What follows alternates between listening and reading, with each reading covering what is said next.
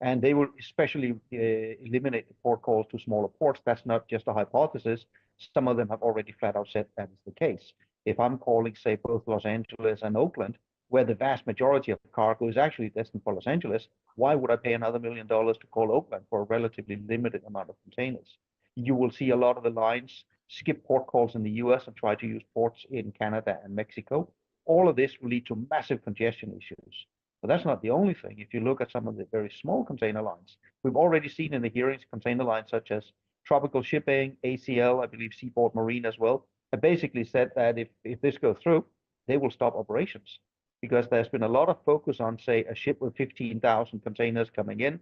How many dollars is that per container? But keep in mind, the ships that connect the US to, for example, the Caribbean, they don't carry 15,000 containers. They, in some cases, carry 200, and they still have to pay $1 million fees. So this will drive a lot of the smaller shipping lines completely out of the business, actually reducing competitiveness for American cargo. So here's a related question from one of our audience members. Won't the rules favor larger ships that can spread the cost of fees over more containers? Absolutely, and that will be another effect. Since it is per ship, regardless of size, you would definitely see larger ships come in, but that also means fewer services per week. All the cargo will arrive in huge lumps and overwhelm it.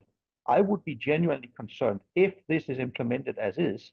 We could see congestion problems in the major ports, conceivably to the tune of what we also experienced during the pandemic disruptions. And that has implications for the costs of shipping as well, right? Simply, the amount of time Yes. it takes to get from one to go across. If you arrive in the United States, but you have to wait in line because everyone wants to go to the cheapest option, which is go to the biggest port and unload as much as you possibly can at that bigger port, then But this is where the ramifications can be even larger. If we look at just the 24 billion, a straight off calculation means that's $1,000 per 40-foot container. But the $1,000 might actually become a lot worse because if the carriers actually do change their networks in this way and we get the congestion, remember what happened during the pandemic? It was not the cost, it was the congestion that caused ships to lie in waiting that took capacity off the market. And during the pandemic, the price did not go up by $1,000. The price went up by $10,000 to $15,000 per container. That is potentially the scenario we could be looking at.